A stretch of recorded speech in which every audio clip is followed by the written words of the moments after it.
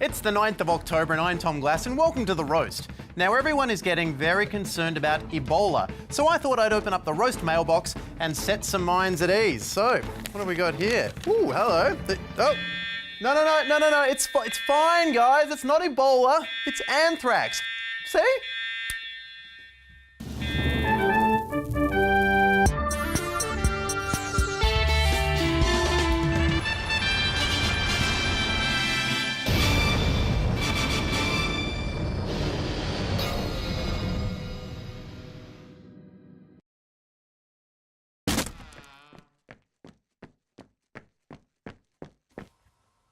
Oh no.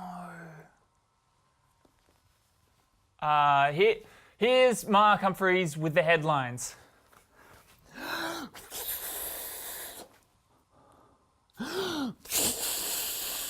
Should I just start talking or what?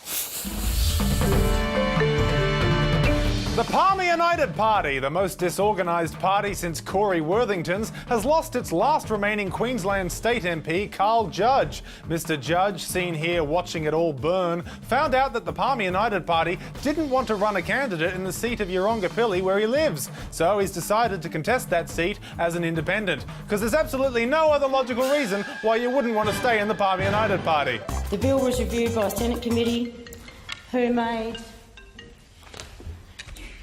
the framework. Sorry. My politics.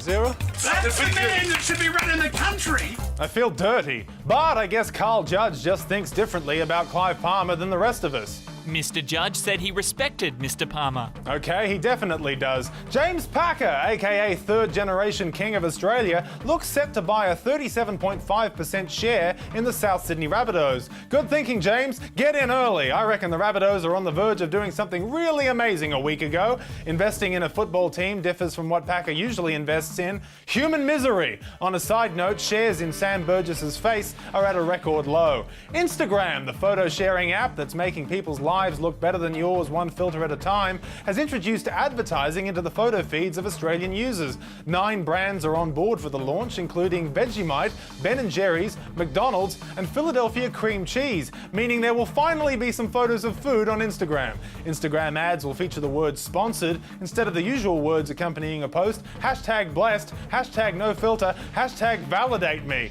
In an effort to make sure the ads don't look out of place, each is being vetted by co-founder Kevin Systrom, and I'm sure he'll be casting a discerning eye over each. Boss, got an ad from Vegemite, needs to be vetted by you. Okay, are they paying us? Yes. I love it! Adelaide will play host to an international space conference in 2017. It's the biggest get for Adelaide since they narrowly won the rights to host the Adelaide Festival. Thousands of scientists will visit Adelaide, including 200 astronauts. So Maggie Beer better get started on a shitload of space food stick verjus. Here's hoping Adelaide uses the occasion to launch their own rocket. All right. Looks like I nailed it. And finally, the moon pretended to be Mars last night. Didn't fool me, moon. For the roast, I'm Mark Humphreys. Okay, buddy. Here comes 50 cc's of You're Gonna Make It! Oh, thank you, Mark! Well, next up tonight, people love a comeback, like when Take That came back. Before we realised we just preferred Robbie Williams. But sometimes things get revived that are bad for you, like Family Feud or Ebola. More than 8,000 people have been infected with the disease and 3,879 have died. Oh God, am I going to be okay? Because a guy coughed near me on the bus this morning and then he touched the stop button. And then a little bit later I licked the button and I don't want to die. The virus is spread through close contact with the bodily fluids of an infected person or by touching the corpse of a person who has died of Ebola. Oh, okay. Whew. Oh, it is going to put a wet blanket on my wine and cadaver parties. So the US has pledged to send up to 4,000 troops to Africa, with the UK, France and Germany also on board. And I assume we're also sending over much needed support. Australian Foreign Minister Julie Bishop said no medical personnel would be sent for now. Right. Well, fair enough. They did say the age of entitlement is over, and if that means the age of Ebola begins, so be it. All the death will be worth it when we get to have that sweet, sweet budget surplus. And besides, it's not like we received a personal invitation to send people over there anyway. The President of Sierra Leone has asked Australia to do more in the fight against the deadly Ebola virus. The country's leader has written to Prime Minister Tony Abbott requesting military aid. Oh, so for the first time ever, we received a letter from an African leader that wasn't spam, but we treated it the same way anyway. Still, Sierra Leone's president should probably be grateful. I mean, if Australian doctors went, they'd be charging people with Ebola $7 per treatment. So why aren't we sending people to fight Ebola?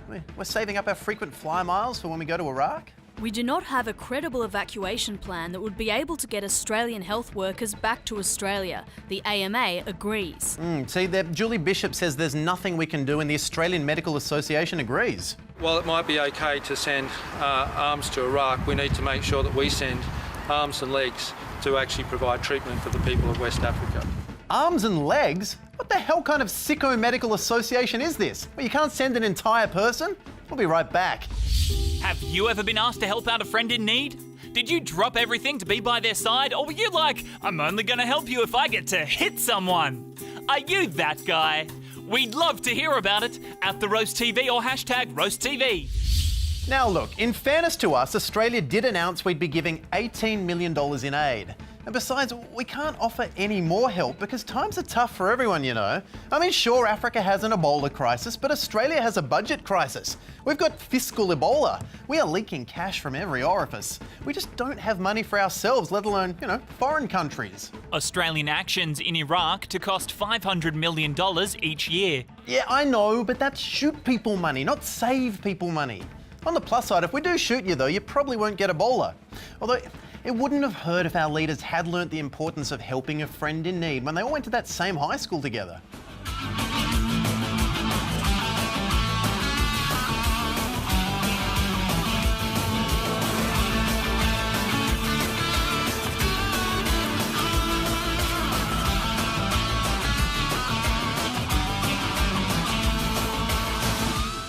Peanut butter, what did you get? Roll up. Oh. Tony, Julie, come quick. Quessie's in the sick bay. He needs your help. Who's Quessie? The exchange student from Sierra Leone. He's sick as. I'm sorry, but we've got our hands full here. Guys, there's a massive fight down the road at the Independent School for International Students.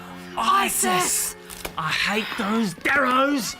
Move it on, lose it, Four Eyes. Well, once you beat those guys, maybe you can come help Quessie? Nah. So remember kids, violence is never the answer. Well, unless the question is, how do we solve this problem in the Middle East? In which case, there's violence. The answer is always violence. But if the question is, how do we stop this Ebola crisis in Africa? Well, then the answer is, oh, I'm so sorry. We're just too busy violently answering question 1. Good night.